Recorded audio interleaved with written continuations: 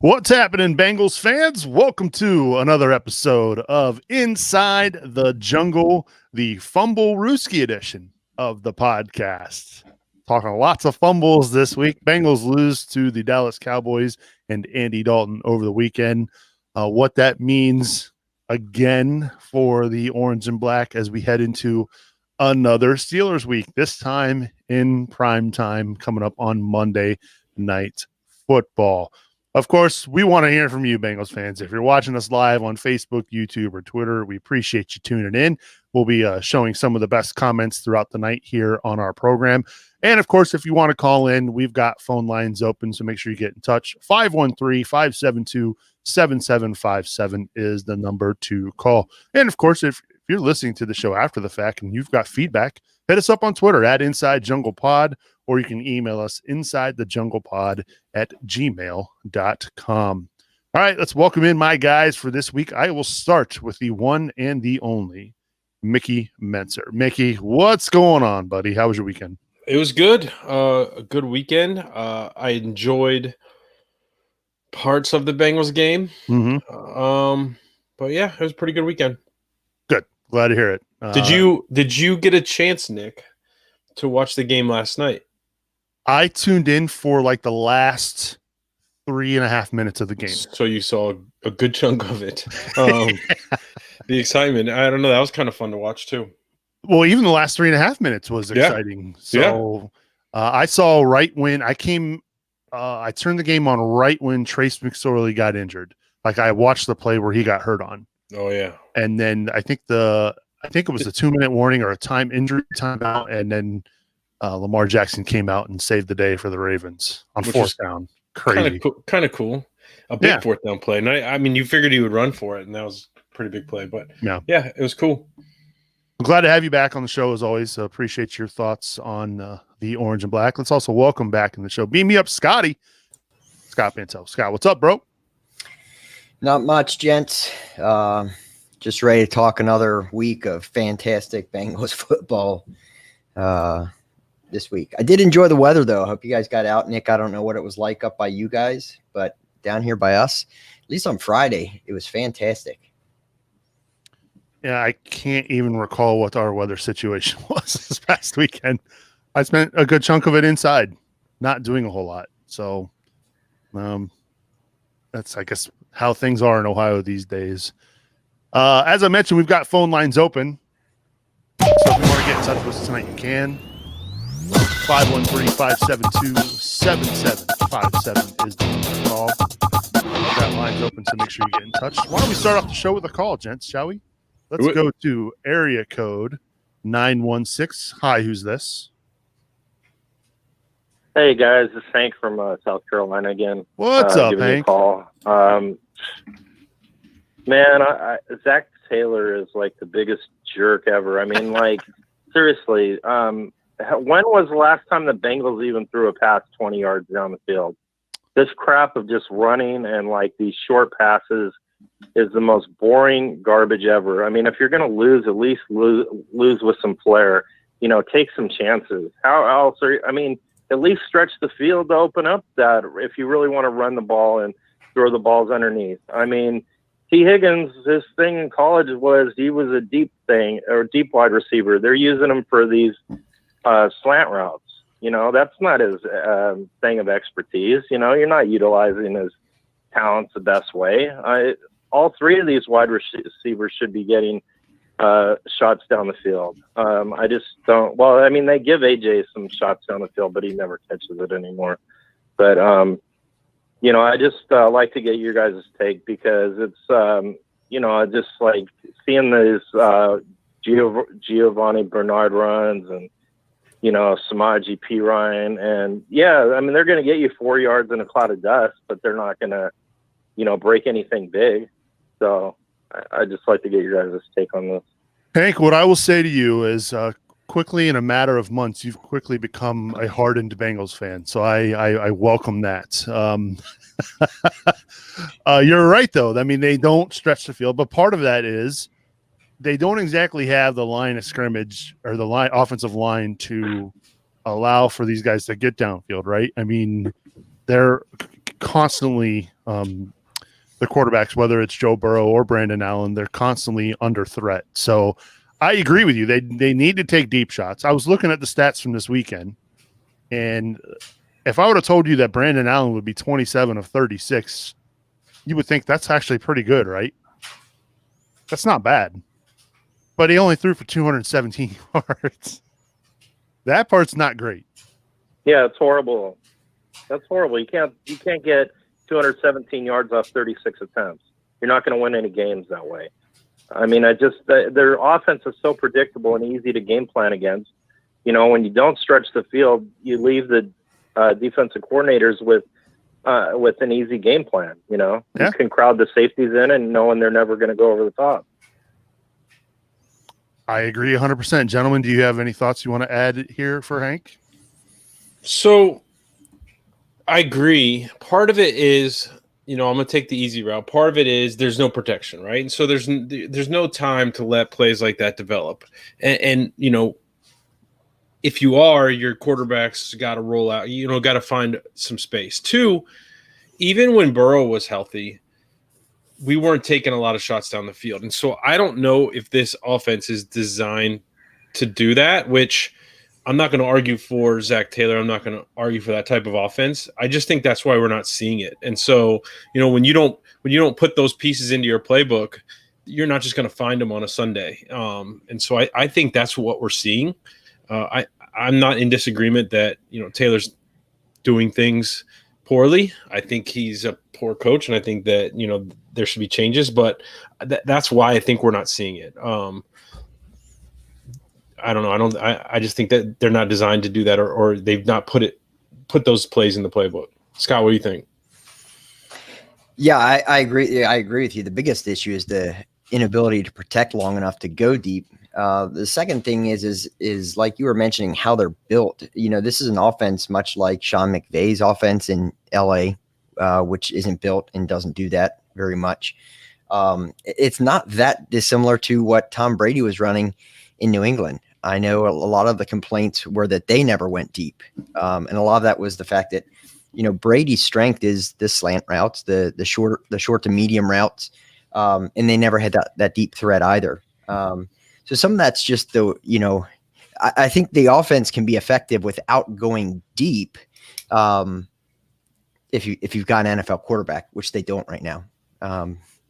They don't have an NFL offensive line, and they don't have an NFL quarterback, and they don't have a run game that anyone fears. Therefore, it takes away the play action pass.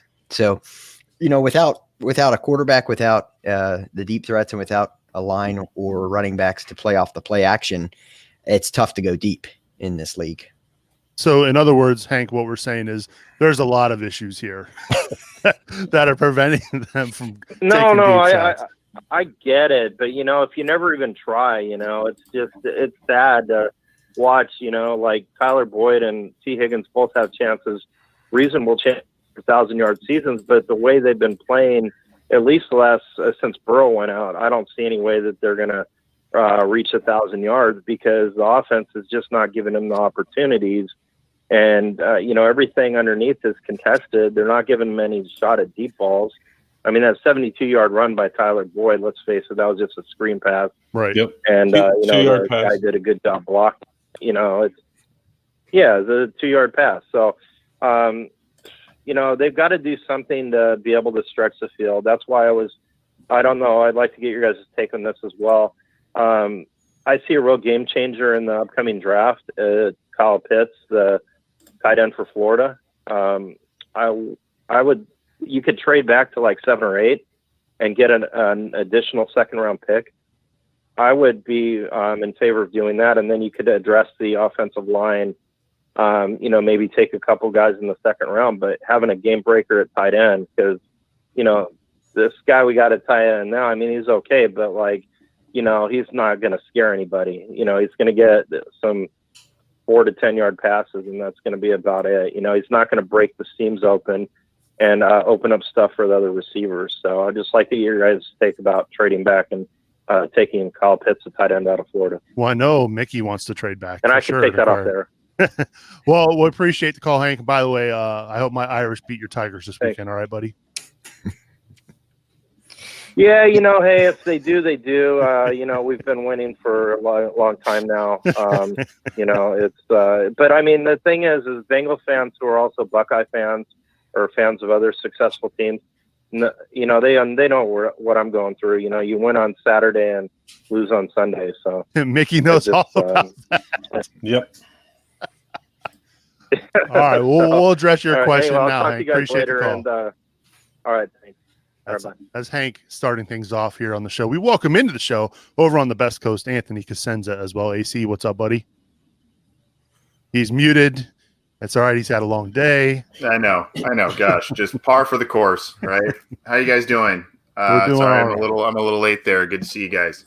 You're all good. So you want to touch on the draft picks question there from Hank? Yeah, I mean, there's definitely logic to trading back, and I mean, because there are a number of roster holes on this team in a lot of different areas, and as we know, a lot of the starters get hurt, and that's been a theme over the last couple of years, and the team's record is a direct reflection of the amount of injuries and significant injuries to high quality players that have just been the team has had to go through over the past couple of years. So I understand moving back, collecting some picks, and plugging in a lot of holes in this roster. I really understand that. But, I think you really, at number 3, you have, once again, a chance at an elite football player. You've already got your franchise quarterback, and I know that plays into the argument to move back because you usually pick a quarterback in the top 5. But you have a chance to get potentially a franchise-changing offensive lineman,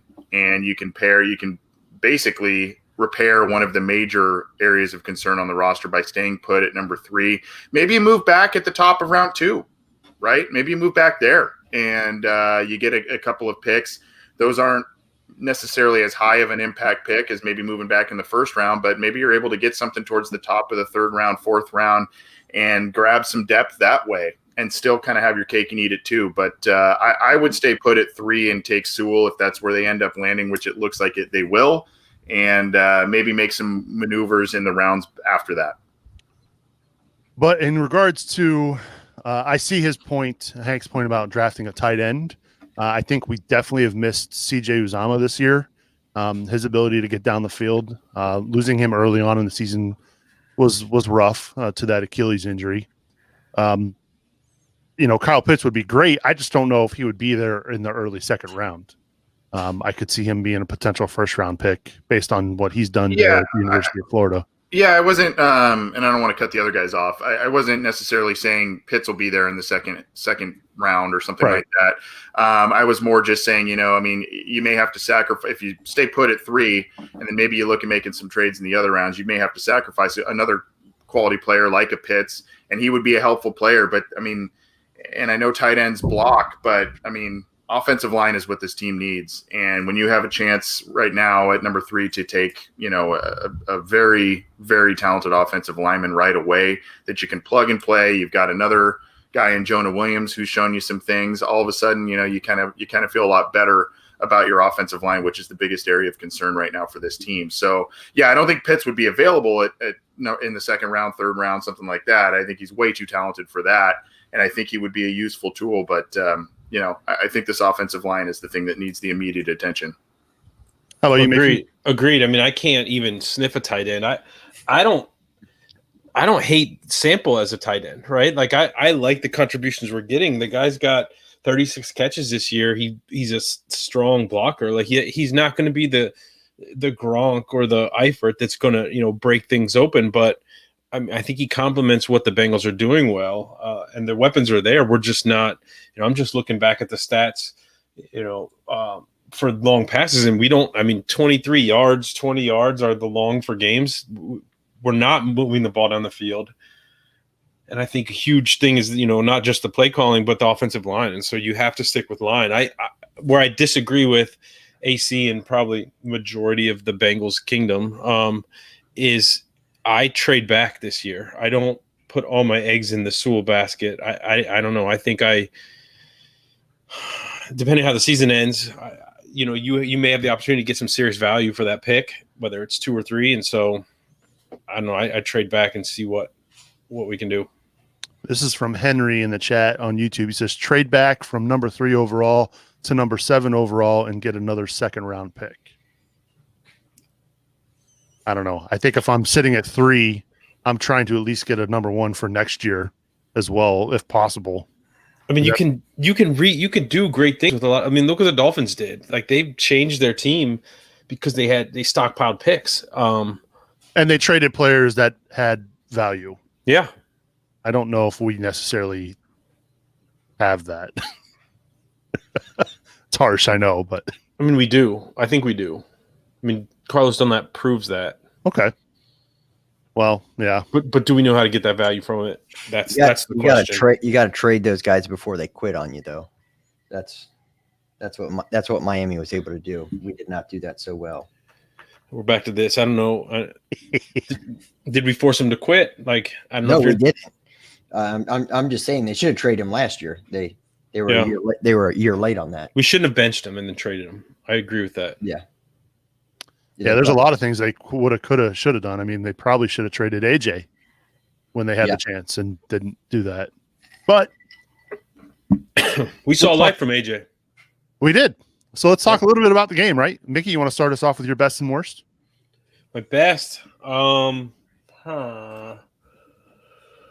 I'm going to say that was a perfect segue for you to say AJ Green, and you I thought about totally it. Missed it. I didn't want to jump into it. I'm going to say I was impressed with Allen. Like, not saying that this guy's going to be a world beater, but it's a decent game. 27-36, 217 yards and a touchdown. He did he get sacked? I don't think he had a sack. No sacks. No sacks.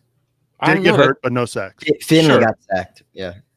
Finley's terrible. I mean, we could talk about that, but I think we can safely say, based on what we've seen, Mickey, and you would probably agree with this, I think for sure, if I'm the Bengals, Brandon Allen is a more than capable backup. Like, he should easily be the backup quarterback next year for Joe Burrow. Yes, agreed. I would be okay with that. Most NFL teams, if your backup comes in, you're probably screwed anyway, right? Like, that's not the guy. But I think Allen has definitely played himself into that number 2 spot. Over Finley, for sure. That's my good. My bad is the 3 fumbles to start the game, Nick, because not only is that bad, like, that's a bad in any game. The tough part is, man, that's shades of the 90s, right? That's shades of we just can't execute anything. We can't hold on the ball. And to start your game with 3 fumbles is just inexcusable. And the fact that, I don't know, like, Bernard has that fumble and then he's gone. Like, what is that about? It's not a guy that has fumbling problems. So I don't understand the message there. I don't understand. Oh, they're just trying to see what they've got in the other guys, Mickey. Is it? I don't know. 800 some carries he hadn't fumbled, and right. I mean, that's ridiculous. And then what? I think it was his first. I don't know if it was first carry. It was pretty close to his first carry. Yeah. To have that happen was disappointing. And we had our own version of the butt fumble. I mean, look, you've held the Dallas Cowboys to 100 yards rushing. You held Andy Dalton to 185 yards passing, and you still lose by 23. That all comes down to those 3 fumbles at the when you're down 17 because of the mistakes you've made. You're not going to get out of that hole with Brandon Allen. You're not going to get out of that hole with Joe Burrow at quarterback most games. So yes, Mickey, I agree with your worst there. That was ugh. All right, Scott, your best and worst. Well, the worst is a given. Mickey took the obvious one, so I'll throw some other ones out there. But the best, I would say the Brandon Allen's a good one. I was just going to say the offense in general. We talk about the 2 fumbles. For the first drive, I think they start out with like a pass for a first down and then they fumbled. But the next 2 drives went like 50 or 60 yards. It looked like a capable NFL offense, despite the issues on offensive line and starting them a backup. They just didn't get any points because they couldn't hold on to the football. So I thought the offense when Brandon Allen was in there looked good. I think their scoring drive was 70 plus yards. They had another 70 plus yard drive. Later in the game, they didn't get any points because they went for it on 4th. but that was one of the complaints we had last week, which was you didn't have any sustainable offense, right? We got into it about you had one big play on the busted coverage, but there wasn't that sustainable offense. Well, we did see that this week, and I thought that was encouraging. The other plus I will give them is the fact that as much as we bust Taylor, and rightfully so, about a lot of his decisions, he did inactivate two guys that have been, favorites of us to hit on this year, which is Michael Jordan and Randy Cavs, right? So those guys not only lost their spots, but were inactive. So I thought that was good to see that he actually did that. The worst I would say is Cavs was inactive, and we didn't even get to see the backup kicker try a field goal. So, we didn't even get to see what else we had behind him. All enough of what we needed to see. We need doink the extra point off the upright. Our kicker did? I thought he did. Did he not hit it off the right upright? He did. Did he? He did. All right. Oh yeah. All right. Well, it counted. So you can see how closely I was paying attention to this game, Nick.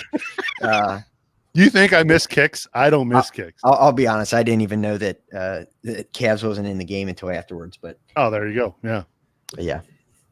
Yeah. Look, I agree with you about the offense sustaining drives, right? And they had a pretty good sustained drive there.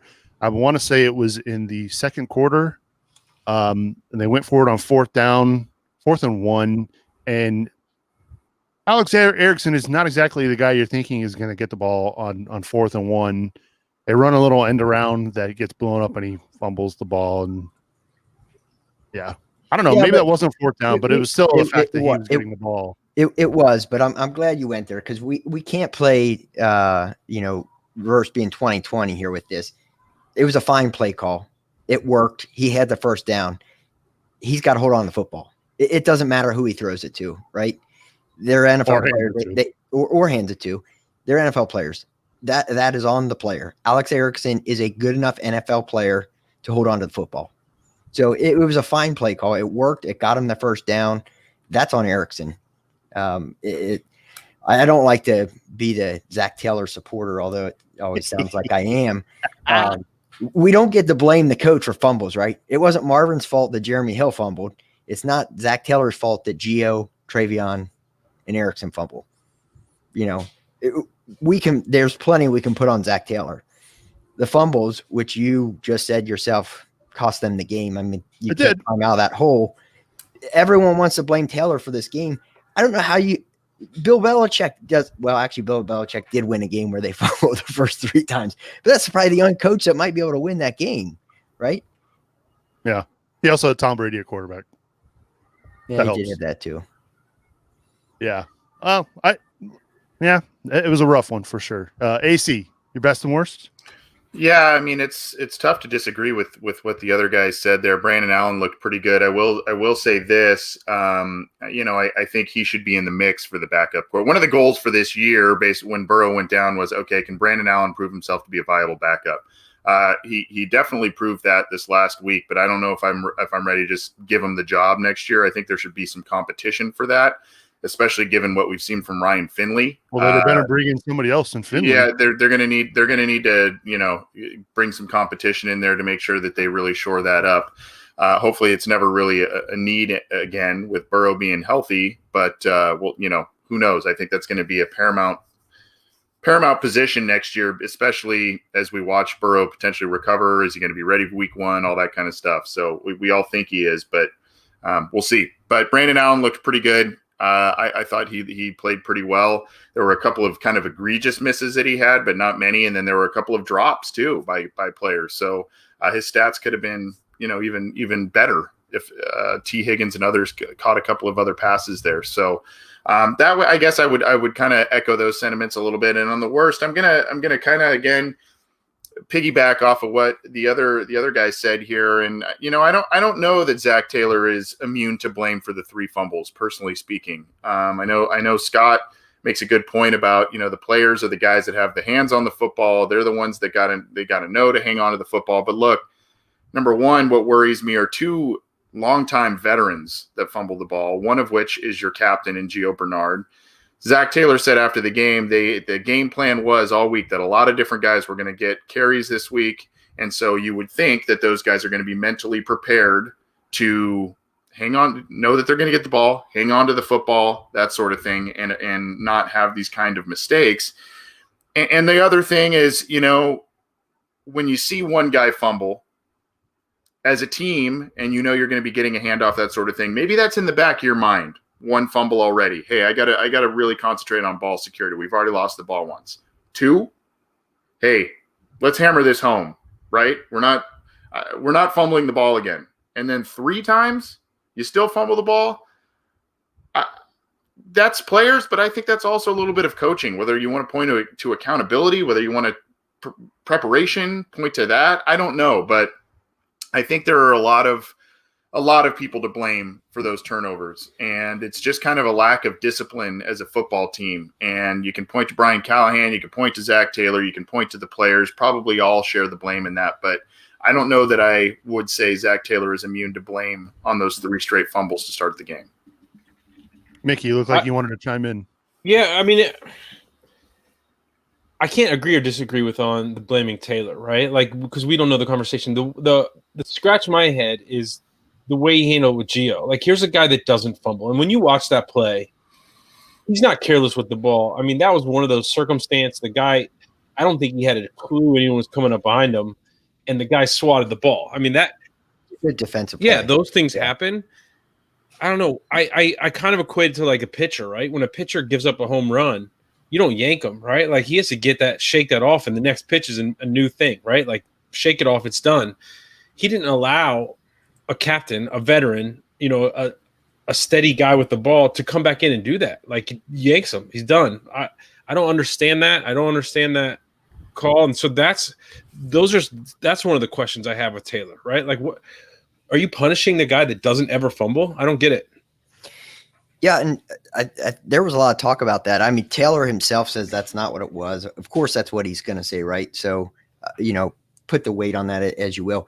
But I did see, and I'll get to this in my shout out too, is, someone followed up on the drives of each of the running backs afterwards. And the next drive was Travion Williams. The drive went eight plays, like 50 yards, whatever. The next drive was Perrine. They went 13 plays. The next drive, they went with Travion for 6 plays.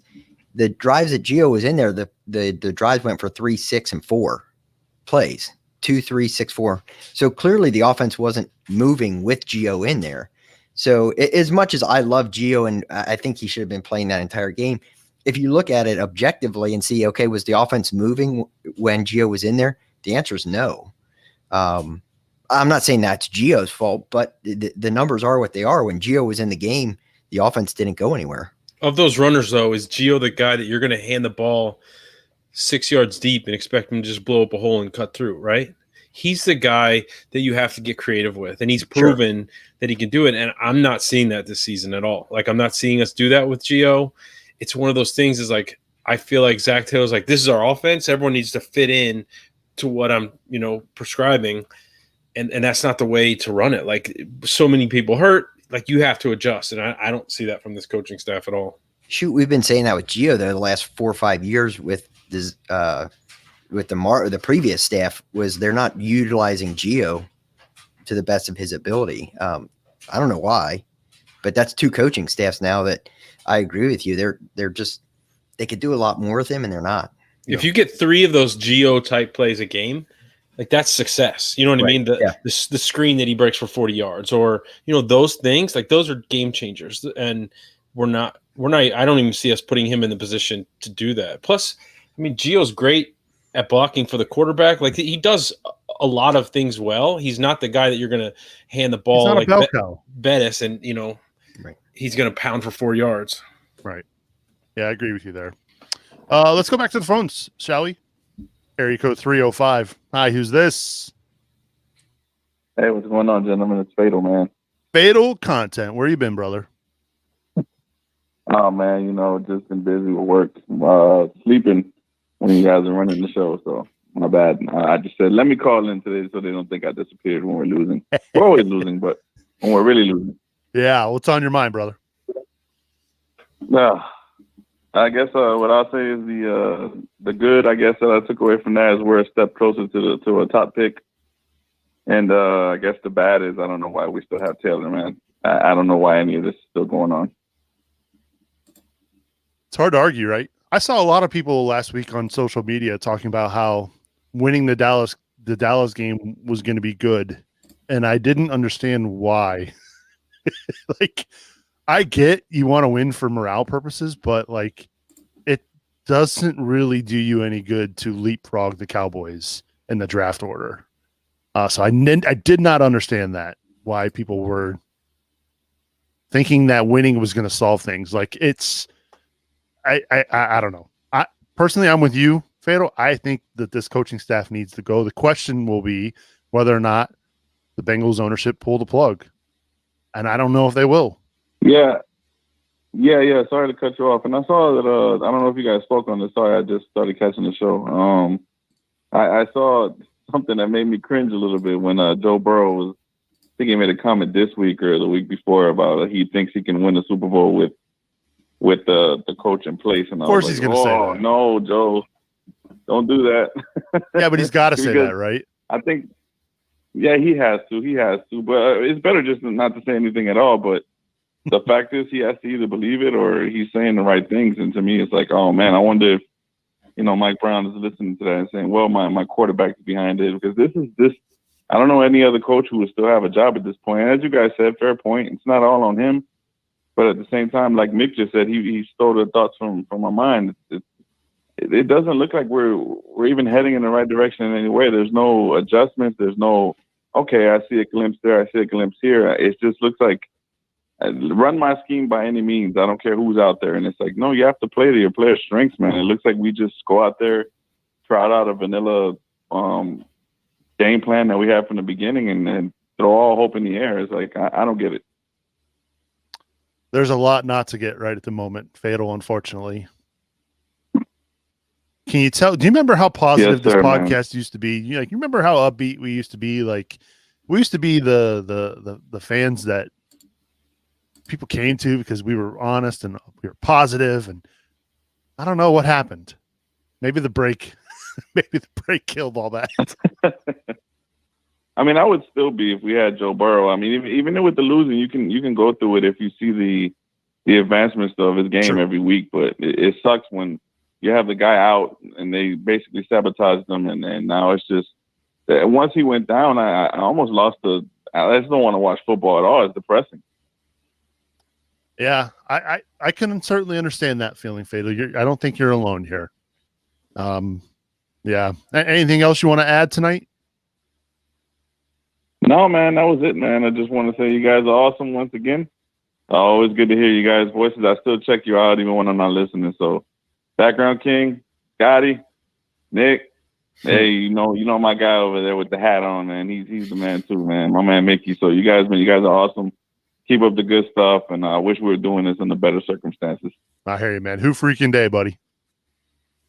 Who freaking day, guys? That's Fatal on the line again. Appreciate you calling, Fatal, and happy holidays, buddy. All right. So, Nick, we talk about. I mean, there's not a lot to talk about, right? Like, we could start mock drafts, we could do all that stuff, right? But the thing that Bengals fans do, and it's probably every team's fans, is they start to attack each other on kidding, Twitter. Right? And so now you have these. Now they have these two factions, right? On Twitter, there's the always be positive crowd, and then there's the people. Well, there's really three factions. Then there's the people that are like critical, but like this is what we need to do to get better. And then there's the my favorites, the I'm done with this team crowd, which always cracks me up. Like, see you next Sunday. Like, stop with that crap.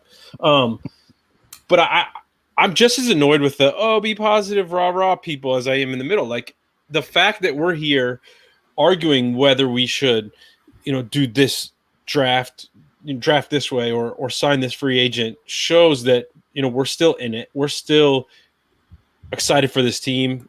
That's what we're pushing for. And sure, we might disagree, but I mean, that's fandom. Like, that's wanting your team to improve. I don't know. And you're getting better. I think you're getting better commentary from us than you are from the talking heads. Like at halftime, there's this viral clip going around of Gonzalez saying Brandon Allen's struggling. Like, so he obviously had no clue what's going on in the game because that wasn't the issue. And the people that blame Mike Brown for everything, I don't think Mike Brown's making a decision on the Bengals anymore. You know what I mean? Like, he shows up, but the buck has been passed, and I don't think decisions are much better right now. But it's a tired narrative blaming Mike Brown, and so sure. I get the positivity, but I don't know. Like, I think we're arguing the true fan way. Like, what can we do to get to the next step? What do we hope to see?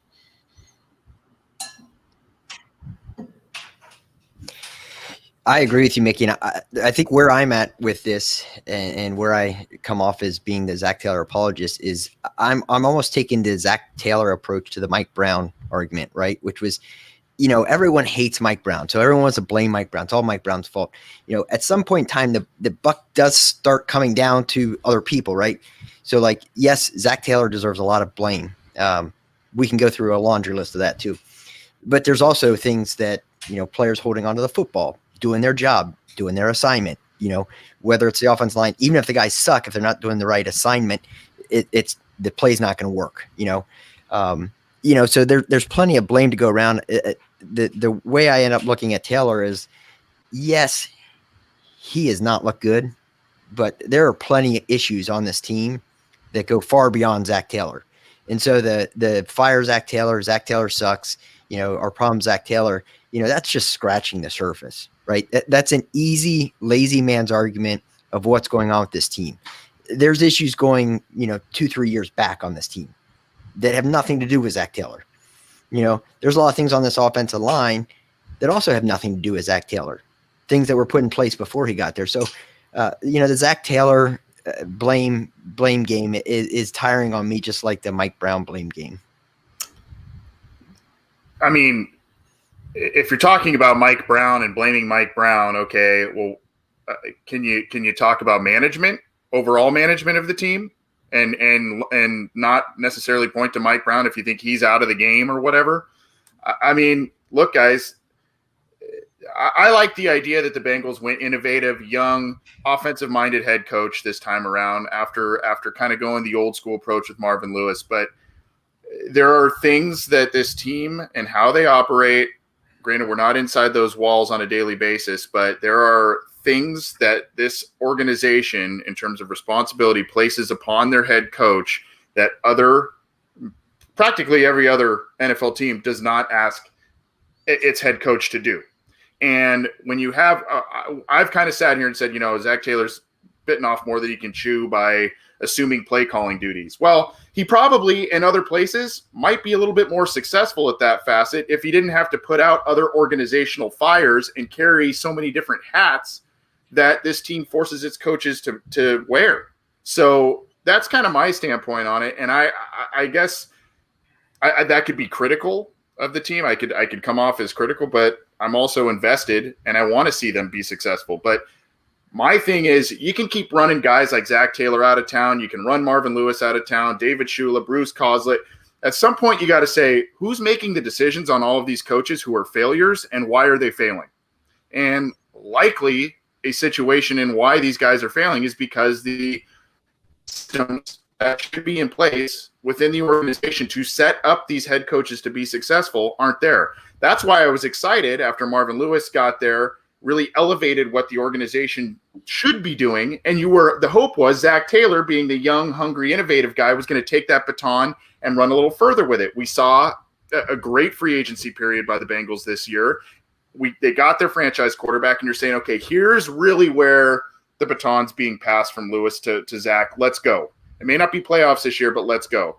So now you're starting to see a lot of the failures, both of Zach Taylor and I think the organization, plus what Scott just said a minute ago about issues of poor drafts and all of that from the past handful of years that are all collecting into these past 2 seasons that have netted just 4 wins. So, I mean, I think there's a lot of blame to circulate all around, from top to mid-level management, which would be your coaches, all the way down to the players. There's a lot of blame to be passed around, and I don't think anyone should really be immune. But hey, you can call us negative or call me negative if you want, but the reason why we're critical of this is because we care about this team. We want to see them be successful. And these are the facets that we look at that we feel they need to be improved upon.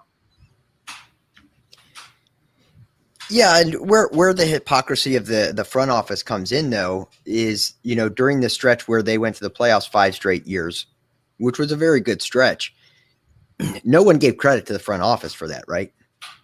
It was still Mike Brown's fault every time they lost in the playoffs. So that's what I'm saying is true, but I think Duke Tobin was getting a lot of love during that time. He was maybe not rightfully so now, but maybe. But yeah, so that's my point. A lot of the people who are still saying, blaming Mike Brown are the same people that during that stretch wouldn't give credit to the front office either. So, Anthony, I'm not saying that's you. I'm saying a lot of those same people that are the blame Mike Brown crowd, are the same ones that during that 5-year stretch wanted to say that Mike Brown has nothing to do with that stretch either. It's the blame for everything, give credit for none. It's kind of like the quarterback, right? The quarterback, he gets way too much credit, not enough blame. It's kind of like Dalton, I guess. Well, speaking of credit, we got the quarterback. We got this Twitter question from Frank. He says, "Did anyone else feel like Dalton deserved this win after everything he experienced last year before and after his benching?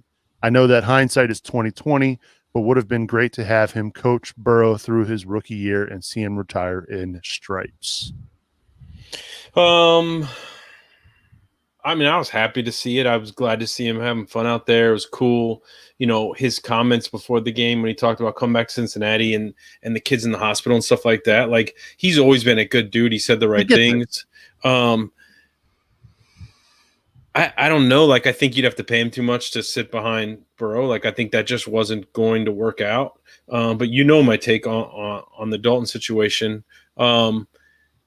He's not a world beater. I was curious to see how the fans would act with him. And then I thought it was cool how he was announced at Paul Brown. Like, I thought they did the right thing. No animosity, it seemed like. So that was great. Although I think it was on CJ Anthony, somewhere in the comments, or maybe it was one of the articles on Facebook, but, people were bashing Dalton. And one guy said, Dalton's crap. He was the reason we lost in the playoffs in 2015. And so I'm like, was he? Like, pretty sure he wasn't even the quarterback. He didn't even play. He didn't even play. How is he the reason? Which was my comment. But it's just people have decided, that's, kind of back to what Anthony and Scott and you were saying, Nick, like, he's become the villain or whatever. But no, I don't deserve the win. I don't know. I mean, he played okay. His stats weren't world beating, but we gave him a lot of short fields too. So, he didn't have to do much. Right. He did what he had to do. Yep. By the way, it was kind of weird and ironic that Sunday was the 5-year anniversary of him breaking his thumb. Was it? And sure enough, here he was in Cincinnati playing for the Cowboys. I was happy for him. I personally, look, I don't want to root for the Bengals to lose because that sucks. I hate that we're in this position, right, as fans. But, it just doesn't make sense to win games at this point. Like, why? Because the Cowboys, we know they're probably going to sign Dak. What are they going to want? They're going to want a draft protection for him. So if we're ahead of the Cowboys in the draft, there's zero chance Sewell is going to be available to us at 4. So it just didn't make any sense for us to win. So I'm all for positivity, but let's be smart here. It doesn't make sense to win games at the moment. It just doesn't. No, I'd just like to see a better performance. I'm with you. And we did see that, right? I mean, I thought they played better. You take away the fumbles. I thought they played better. I don't know. I feel like holy cow, it's 9:50. We have spent 50 minutes on this game. We haven't even had a chance to do shout outs. So let's do shout outs, right? Let's do it. All right, Mickey, you got one? Yeah, blast from the past. It's cool coming back, Nick, and seeing oh yeah, I remember. And so interacted on Sunday, I think, with Emilio Martinez. You remember Emilio? And so wanted to shout him out at Emilio's Way on Twitter. It's good to reconnect with him. Awesome. Yeah, Emilio's a good dude. He's been on my Cincinnati Soccer Talk podcast a couple times. He's over in, I think, Norway at the moment, coaching soccer over there. So, yeah, pretty cool. Good stuff. How about you, Scott? Yeah, the shout out I'm giving, I think I've shouted him out before. He's over on the positive vibes train with me, but that's the Bengals captain. He was the one on the Twitters that had the breakdown of the running back series that showed, how long each series went with each running back. So that's where I got that information.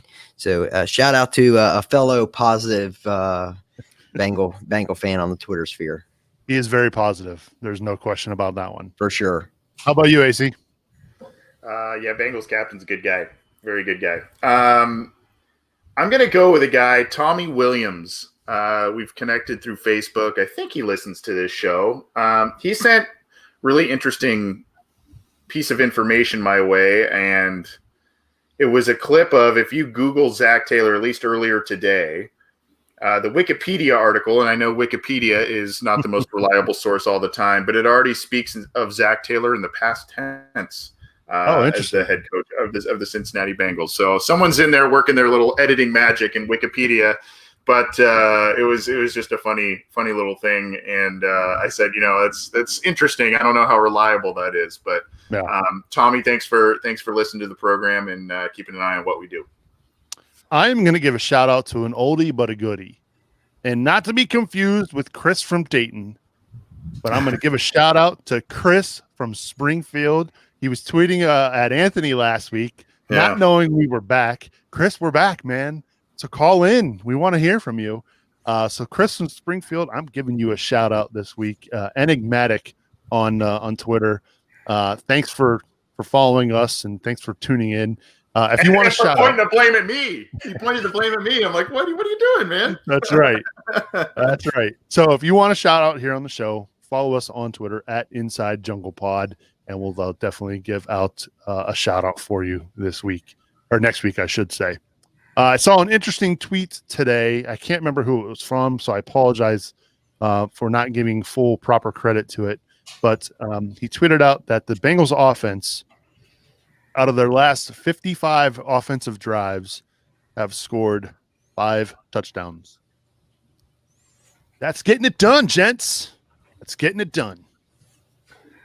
That's not a good stat. No, it's not. I did just pull up the Wikipedia article, and under the Cincinnati Bengals, it says on February 4th, 2019, Taylor was hired as head coach by the Cincinnati Bengals. He was fired at the end of the 2020 season. They're predicting the future. Yeah, and Nick, the guy you're referencing about that Rich Harabar at Lord Reeves on Twitter, he put that up a while ago. All right. You kind of cut in and out, so I have no idea who you just shouted out there. I don't know what happened there. Rich Hrybar was the guy on Twitter who put out the stat you just mentioned at Lord Reeves. Yeah. All right. Cool. Appreciate you re-saying that one. Believe it or not, gents, it's Steelers week. It's too bad this didn't get flexed out of primetime for Monday night. I bet the folks at ESPN are going, really? But they did have a good one last night. Probably their best Monday night game of the year with Cleveland and Baltimore. This week, it's Pittsburgh and the Bengals. Pittsburgh, believe it or not, coming in off of a 2-game losing streak. And their lead at the AFC North quickly evaporating. So that loss actually helped them last night for sure. But the Steelers were trying to get to that top spot in the AFC. Now they're a game behind Kansas City. This would what you would be calling a perfect game for the Steelers to get back on track. What are you looking forward to the most regarding this upcoming Steelers week? Anything? Yeah. I honestly think, and this is crazy, and we're getting into bold. Should I play the audio right now? But I think we have the right kind of defense, especially secondary, that could rattle Roethlisberger a little bit, especially the way he's been performing. And so I'm interested to see that. I mean, again, this is the Super Bowl for Cincinnati. And so I don't know. I can't root for them to lose this game. I can't do it. Okay. Chris in the chat room says the referees will be wearing their yellow and black jerseys on Monday night. I don't know if that's going to help or not. I mean, the Steelers are a good team, but I think they're a little overrated. They're definitely not the scariest team in the AFC by any means. So I don't know. I think it'll be ugly. I think they'll lose, but I think that we could, do some damage on defense a little bit, whether it's interceptions or just help expose a little bit of the Steelers offense. Their defense is incredible. The Steelers defense is incredible. We may not get past midfield, but our defense could wreak a little havoc. Gentlemen, or AC and Scott, any thought? I just, you got to show up and make this thing competitive, and you can't make it a clown show full of turnovers and sacks and just an embarrassment like you've seen so many times with starting Bengals players in the lineup, starting quarterbacks in the lineup.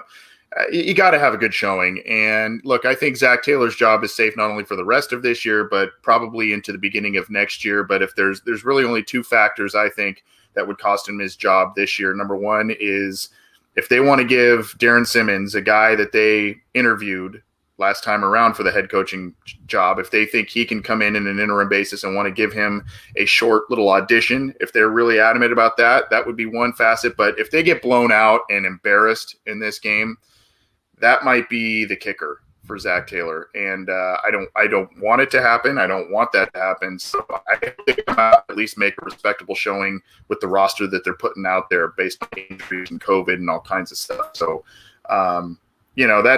that's kind of what I would like to see. I don't think a win is really in the realm of possibility at this point. Unfortunately, I hate to be Debbie Downer on that, but that's just kind of the reality I think we have to deal with. So, I just hope that this team plays respectable and at least shows kind of the fight for their coach, right? That they haven't quit trying and they're putting forth the effort. That's what I'd like to see.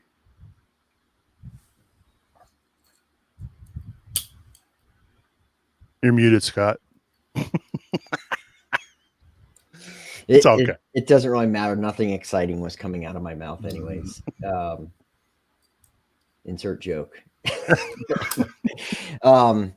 The one thing I'm excited about this week is the way things fell across the league last week. Like Mickey was saying, I can't root for them to lose to the Steelers. And the way things fell last week, they can win this game and not screw up the third pick overall, which excites me greatly. So I don't think they have a chance at winning, but I will be opposed to the other weeks where I was rooting for them to look good but not win. This week I will wholeheartedly be rooting for them to win. Well, and that's fine now, right? Because they've got a 2-game disadvantage in the tankathon. I was looking at the draft stats now. They've got 2 wins. The next closest team is the Chargers right now at 4-9, who are drafting in the list ahead of us now, and they have the tiebreaker on us. So we could win 2 more games potentially and still be okay. But that tie, Nicholas. That tie.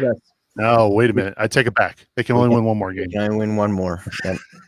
Well, chances are I don't see that really happening this week as well. I'm with you. What AC said, beyond just getting blown out, embarrassed, and turnovers, I don't want to see anything stupid. Like, I don't want to see us fall into that old, I don't know, like running our mouth, even if we're winning, shut up, go to the sideline, score a touchdown, just be professional. Like that's the kind of mindset you need when you play that. The Steelers are going to antagonize the crap out of us. Just don't fall into it. I thought I saw that a little bit this weekend too. I thought I saw like early on Tyler Boyd running his mouth. I'm like, dude, you have 2 wins. Like, get back to the puddle and play. What are you yapping about? And you just got ejected. Why are you? Yeah, I'm with you there. I don't want to see any shenanigans or anything stupid. And I would like to see a respectable game. I'm just not. I'm not banking on it. This as it is right now. This offense has a hard time moving the football against very bad defenses, right? I mean, the Dallas Cowboys came into that game 32nd in defense and rush defense, and the Bengals only managed 100 yards rushing against them. So, yeah, it's going to be a long night, I'm afraid. Should we do some bold predictions? Hey, ladies, quit your babbling, because now's the time in the show when all the boys pull out their cojones and make bold predictions. So before we make our predictions, Mickey, I know you're the one who's always on top of the spread. What's the spread looking like right now for the Bengals? I think it's 12. Yeah. Okay. And Ben in the chat says the over-under is 40.5. It is, yeah. That's going to be a lot of Steelers points because we're going to get none. My bold prediction is the Bengals score a touchdown. What? How? Is it going to be special teams? I don't know. I mean, I'll pick 6. Yeah, there you go. Bold upon bold right there. Yeah. Well, I mean, really, if you think about it, that's probably going to be their best chance, right? Yeah. I mean, he's being real. Yeah, that's a good one. So Bengals getting a touchdown, which I think I predicted a shutout this weekend. I said 6 points, 2 Randy Cass field goals, and he didn't even play. So, man. All right, Scott, you got a bold prediction? Well, this is tough because do we even know if Brandon Allen's playing? Because he's day to day. He's day to day. Yeah, which means he's done for the year. He might be dead. I don't know. I mean, if Ryan Finley starts, I hesitate to make any bold prediction on the offense. I'll go ahead and say bold prediction. I'll give 2. Bold prediction, they cover. And bold prediction number 2 is that they actually have 2 sacks. On offense or defense? Defense gets 2 sacks. I could see that. Oh, the offense against this line could give up 20 sacks, especially if Finley's back there. Yeah, it would be nice to know whether or not Finley's going to be running the show for the Bengals. So 2 sacks is your guess? What was your other? 2 sacks for the defense, and they cover. So they're going to get within 12? Yep. Wow. Okay. Interesting. All right. AC, you got one? How bold do you want me to go, Nick? Hey, this is the bolder the better. You want balls to the wall, or I mean, what are we? What do you have to lose? I mean, I had a couple, but I'll say the Bengals net the longest offensive play from scrimmage in this game. So beyond, what was the Boyd one? 73 yards, 72 yards? A couple weeks ago, 72. So they'll beat that this week on offense. They will beat that for a touchdown. So they break one. Huh. I think Ryan Finley RPO. There you go. That's the one. All the way. Yep. See those noodle arms in motion. But that's probably one of the strongest predictions, because say we're on the 7-yard line, right? The Steelers don't respect what we're going to do. They're going to send the house, and that's when you have the opportunity to. You got one guy to beat. That could I like it. I like that call. This is when you take your shot, right? I mean, throw it up. What do you got to lose at this point? Or throw it 2 yards and Boyd makes the guy miss, and then it's a foot race. Like that, I could see that. This is where maybe we're like our boy Hank and his boy T, maybe do something down the field, Yep. Interesting. So you're saying they're going to have an offensive play, whether it's a score or not, of more than 72 yards. So they'll have 80 yards of total offense, and 78 will be on that one AC play. Did we lose AC? I think he's frozen. Oh, there he is. Okay. No, I heard you. Okay. Wow, how do I top that one? Wow. Okay. So I went Randy Bold Cavs last week. And he didn't even play. So who do you not want to play? Yeah, he's not playing. He's not playing this week, Nick. If you want to go stick the kicker route, they're gonna go with Siebert, I think, again this week. Michael Jordan gives up no sacks. Yeah. Well, yeah. I wonder why they made that change. Like, what happened? I mean, I know he hasn't been great. Which one? The change of kicker. I mean, was he hurt? I mean, it just seemed odd that he was all of a sudden inactive in Seibert's kicking. Like, he's just missing kicker. too many clutch kicks. Clutch. Well, yeah. But he hasn't had a clutch kick in months. I was gonna say 2-11-1 team. Do you get many clutch kicks? All right, guys. All right, fine. I don't know. Yeah, it was just odd seeing that before the game. Yeah. So I will say that Kevin Huber has 15 or more punts. Not sure that's Well, wait a minute. Let me rethink this. if Finley's Well, they're playing gonna go for it. defense, They're that the- may not be that bold. Yeah, they're the kings of going for it on fourth down, Nick, is when they're down late in the game. 15 Yeah. punts. Oh man. That's bold. That's bold. That is bold. I'm going to go back. I'm going to dial it back a little bit because I don't know if they'll even get that many possessions. I mean, if we're going 3 and out, I mean, if we get 15 punts, the Steelers have scored 50 points. You got to figure at least 2 fumbles, right? Turnovers.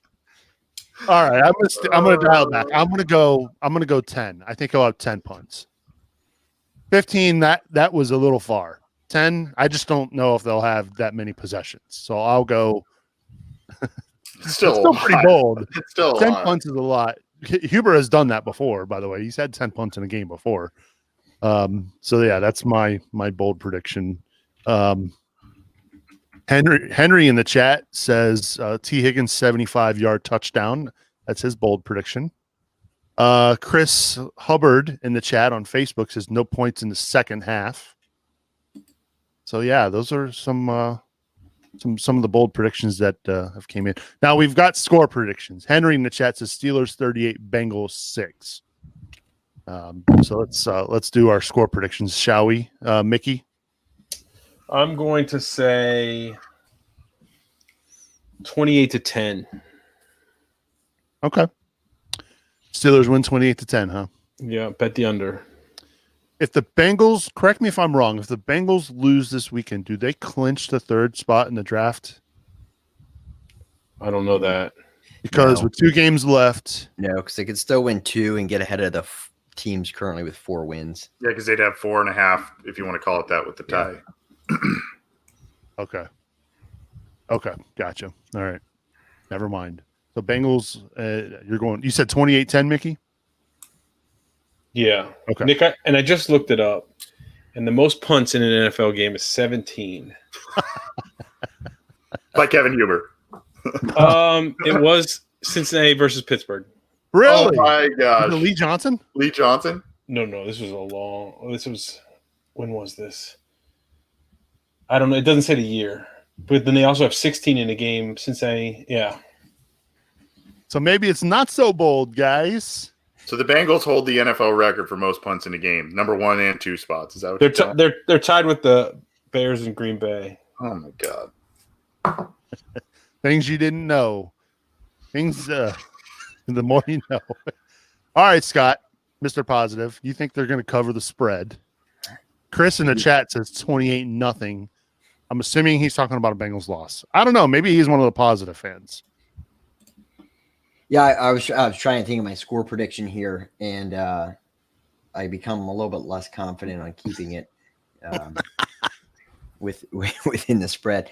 I was looking, though, the Steelers have only blown out 2 teams, one, of course, being the Bengals, the other being the Browns. Everything else, they played a lot of bad teams, and they played them close.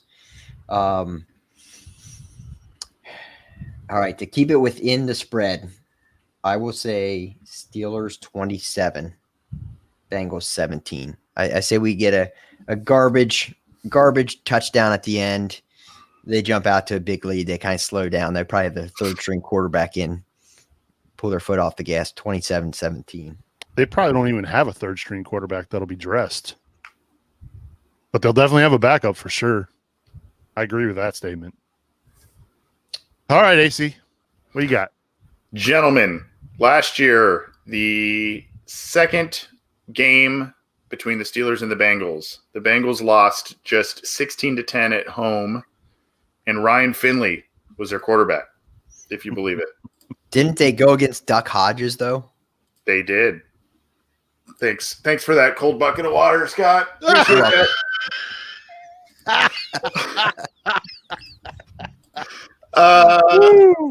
That being said, I'm going to go 34-13, Pittsburgh. All right. 34-13. I think, like I said, this is a recipe for disaster, right? The Steelers coming off two losses. Now, granted, Buffalo's a good team, but they lost. They blew it in the second half lead against the Washington football team. Probably a game they probably look back on and say they should have won. I think this is going to be a bloodbath, unfortunately, and I think they get a 40 burger on the Bengals. I say we give up 49, and we kick a late field goal to make it not a shutout, kind of like the Baltimore game. So I'll go 49-3. Bengals lose to the Steelers. That covers the over/under. Definitely does not cover the spread. At least for the Steelers portion. I don't see the Bengals covering for sure. Ben with an interesting bold prediction. He says Bengals will score in the third quarter. Not something they have historically done. We don't tend to in the Zach Taylor era.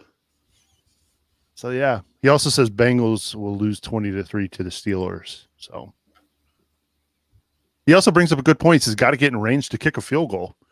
So maybe that 3 points is high for me. I don't know. We'll see. Whew. What a way to bring down this show. Appreciate you everybody tuning in live here on Facebook, YouTube, and Twitter here on this Tuesday evening. We do record the show every Tuesday night at 9 o'clock. So if you're sitting around not doing anything, join us. Talk a little Bengals. Talk a little orange and black here. Join the misery that we are taking part in here this evening. And of course, if you're missing the show live, don't forget you can always find us on Apple Podcasts.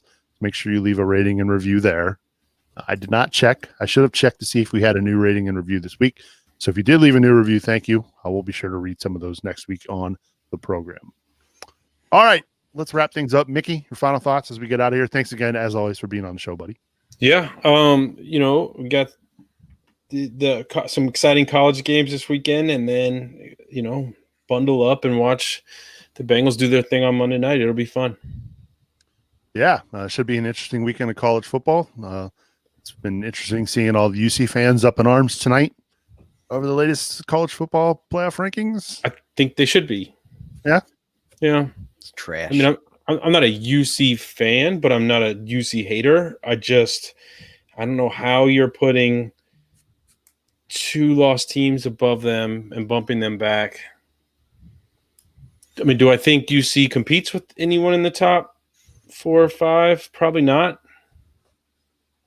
But they should get, I don't know, they should get more respect than they've been given, I think. Well, there's a big reason for why that is. They are not a Power 5 school. And they're all going to do their thing to keep the Power 5 schools involved. Yeah. Pretty evident. Mm-hmm. As always, appreciate you, buddy. Scott, beam me up. Final thoughts?